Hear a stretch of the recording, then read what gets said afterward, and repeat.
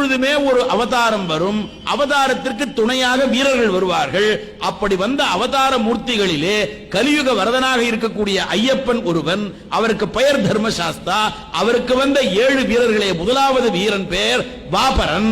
அந்த வாபரன் வாவர் என்று ஆகிவிட்டார். புரியுதா? எங்கேருந்து எங்க வருது பாருங்க. வாபரனை வாவராக்கி, அவரை பாபராக்கி, அவர் தோழனாக்கி, அதுக்கு ஒரு மசூதி அங்க ஒரு வச்சு, அதுக்கு விபூதி கொடுத்து, நம்மால் தேங்காய் உடைச்சி கப்பமும் கட்டி விட்டு இவன் போயிட்டு இருக்கான்னா ஐயப்பன் தான் காப்பாற்றணும், வேற யாரும் காப்பாற்ற முடியாது. அவன் வாபரன் எங்க வாவர் எங்க சொல்ல வேணாமா? ஒன்னும் இல்ல. ஐயப்பமார்கள் எல்லாம் சோதனை பண்ணுங்க. எந்த இஸ்லாமியனாவது ஏங்க எங்க ஐயப்பனுக்கு தானே உங்க வாவர் வந்தார் அப்படி பார்ப்பான்.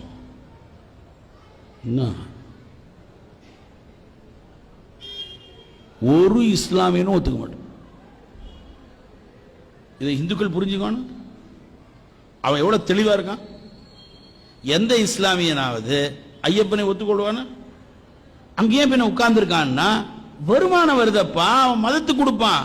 உன்னுடைய வருமானம் எல்லாம் அரசாங்கத்துக்கு போய் கொண்டிருக்கிறது. உன் வருமானம் இந்துக்கள் இடத்துல இல்ல. பழனியில் இருக்க வரக்கூடிய வருமானம் அல்லது திருப்பதியில் இருக்கு, திருப்பதி கொஞ்சம் பரவாயில்ல, இங்க தமிழ்நாட்டிலே இருக்கக்கூடிய எல்லா கோவிலுடைய வருமானம் எல்லா இந்துக்களுக்கும் திருப்புகழ் புத்தகத்தை கொடுக்கிறது, திருப்பாவை புத்தகத்தை கொடுக்கிறது, திருவம்பாவை கொடுக்கிறது. இந்துக்களுக்காக எல்லா நூல் ஸ்தோத்திர நூல்களையும் சேர்த்து ஒரு எப்படி பைபிளை எடுத்துக்கொண்டு போகிறார்களோ இந்துக்களின் வேத புத்தகம்னு கொடுக்கிறது. கொடுக்கலாம் இல்ல? அயோக்கியத்தனம். அது மட்டும் இல்ல, அந்த கோவில்களிலே 100 மண்டபம், 1000 மண்டபம், பிராகாரம் எல்லாம் எதுக்கு இருக்கு? இதை போல சத்சங்கங்கள் நடத்துவதற்காகத்தானே இருக்கு. நடத்த விடுறதில்லை.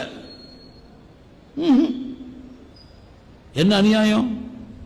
அதனால கண்ணதாசன் பண்ணா, கோடிக்கணக்கில் பணம் கொடுத்தால் அவன் கோவிலுக்கென்றே செலவழிப்போம். ஏன் செலவழிக்கல? அப்பா கோவில் பணத்தை எடுத்து விட்டு இருக்கான். ஏன் கூட மற்றது சர்ச் பணத்தை எடுத்து கொடு, மசூதி பணத்தை எடுத்து கொடு.